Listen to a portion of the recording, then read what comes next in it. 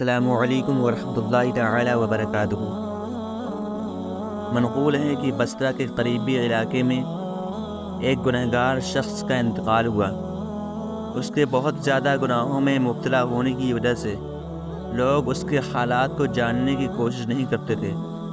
چنانچہ اس کی بیوی نے کوئی ایسا شخص نہ پایا جو جنازہ اٹھانے پر اس کی مدد کر سکے، تو اس نے کرائے پر مزدور لیے اور ان کی مدد سے اسے جنازہ گاہ لے گئی، مگر کسی نے اس کی نماز جنازہ نہ پڑھی۔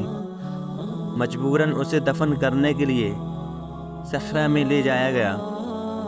وہاں قریب ہی پہاڑ پر ایک عبادت گزار تھا جس کا شمار بڑے عبادت گزاروں میں ہوتا تھا۔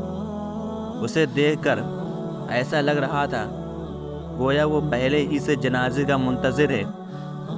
جب عبادت گزار شخص نے اس کی نماز جنازہ پڑھنے کا ارادہ کیا تو آنن فانن شہر میں یہ خبر پھیل گئی کہ فلاں عبادت گزار پہاڑ سے اتر کر اس کی نماز جنازہ پڑھنے کے لیے آیا ہے۔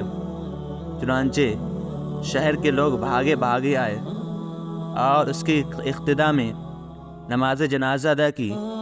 عبادت گزار کی نماز جنازہ پڑھانے کے سبب لوگ حیران ہو گئے اور اس کا اظہار عبادت گزار سے کیا تو اس نے کہا، مجھ سے خواب میں کہا گیا ہے کہ فلاں جگہ جاؤ، وہاں تمہیں ایک جنازہ نظر آئے گا جس کے ساتھ ایک عورت کے سوا اور کوئی نہ ہوگا۔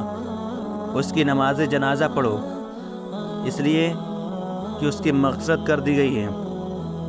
لوگوں کی حیرت میں اور بھی اضافہ ہو گیا۔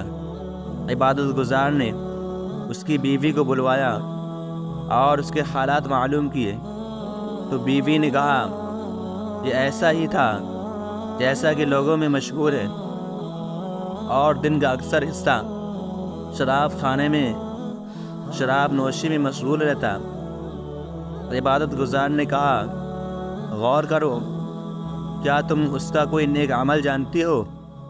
بیوی نے کہا، ہاں، اس میں 3 باتیں تھیں۔ ایک تو یہ کہ روزانہ صبح کے وقت جب اس کا نشہ اترتا تو کپڑے تبدیل کر کے فجر کی نماز جماعت سے پڑھتا، پھر شراب خانے میں جا کر دوبارہ گناہوں میں مشغول ہو جاتا۔ دوسری بات یہ کہ 1-2 یتیم بچے ہر وقت اس کے گھر میں موجود رہتے تھے، جن کے ساتھ وہ اپنی اولاد سے بھی زیادہ حسن سلوک کیا کرتا اور ان کی بہت زیادہ دیکھ بھال کیا کرتا تھا۔ تیسری بات یہ ہے کہ دوران نشہ رات کی تاریکی میں جب اس کی حالت کچھ سنبھلتی تو روتا ہوا کہتا، اے اللہ عز و جل، تو اس بد باطل سے دوزخ کا کون سا گوشہ بھرنا چاہتا ہے؟